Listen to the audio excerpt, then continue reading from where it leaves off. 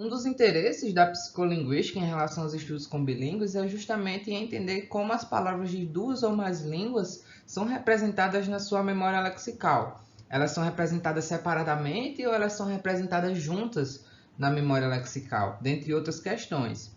E uma das principais técnicas para investigar esse tipo de fenômeno é o priming encoberto com decisão lexical, que em outras línguas já oferece muitos dados, já temos muitas informações sobre esse tipo de fenômeno em outras línguas, mas pouco foi feito com português. Nós não temos nenhum experimento com essa configuração aqui apresentada em português brasileiro, então nós temos como um dos nossos objetivos justamente oferecer essa investigação em português brasileiro, considerando a língua portuguesa como uma das línguas nesse tipo de estudo, e também ampliar as discussões em relação a esse fenômeno, a esse ponto tão importante em relação aos estudos psicolinguísticos.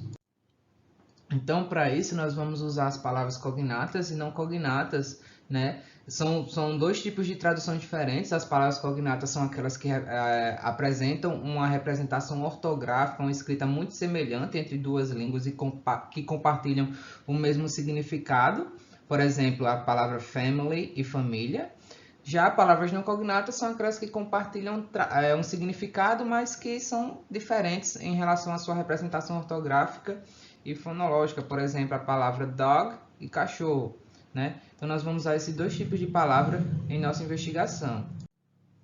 Diversos estudos apontam para uma assimetria no priming de palavras não cognatas, principalmente, ou seja, eu consigo o efeito de facilitação quando o prime está na língua materna e o alvo está na língua estrangeira, mas o mesmo não ocorre quando o prime está na língua estrangeira e o alvo está na língua materna. Então, nós vamos investigar isso também, é um dos objetivos, verificar a relação da direção da língua, da direção do priming em relação ao efeito, e também nós vamos verificar isso em dois níveis de proficiência diferentes, que é o intermediário e o avançado, o alto nível de proficiência.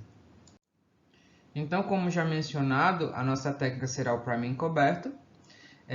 Os nossos bilíngues eles serão adultos, né, tardios, que adquiriram a língua estrangeira após o período da puberdade. E as nossas variáveis independentes são o tipo de palavra, cognata ou não, relação do priming, palavra relacionada ou não relacionada, isso é uma condição controle, né?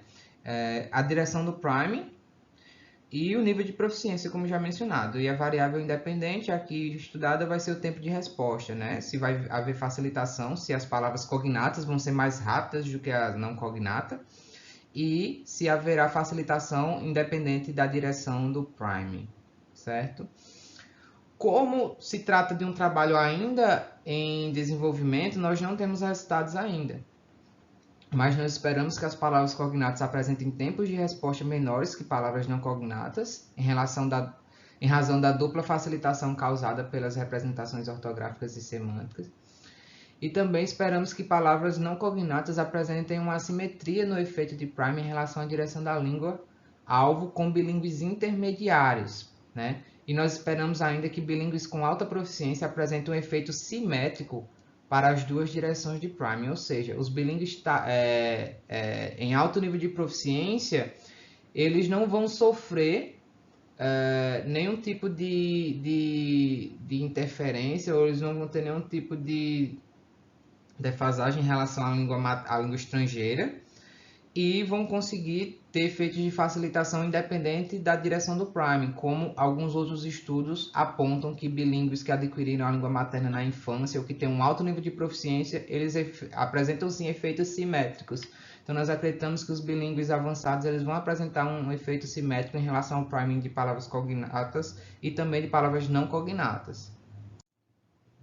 Dessa forma, nós esperamos que esse trabalho possa contribuir para as discussões em relação à representação lexical e bilíngue e também oferecer mais informação que ele possa realmente ajudar a entender como a memória lexical representa os itens de duas ou mais línguas, principalmente considerando a língua portuguesa e a língua inglesa como língua estrangeira.